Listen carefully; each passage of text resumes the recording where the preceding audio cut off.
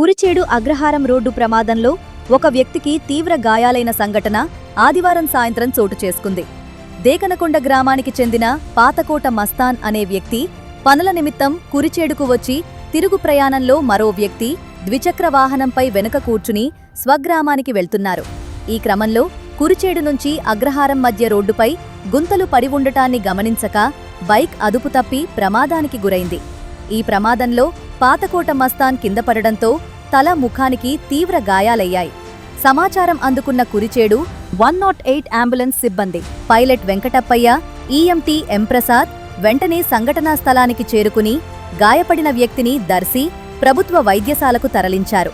రోడ్డుపై గుంతల కారణంగా తరచూ ప్రమాదాలు జరుగుతున్నాయని స్థానికులు ఆందోళన వ్యక్తం చేస్తూ తక్షణమే రోడ్డు మరమ్మతులు చేపట్టాలని డిమాండ్ చేస్తున్నారు.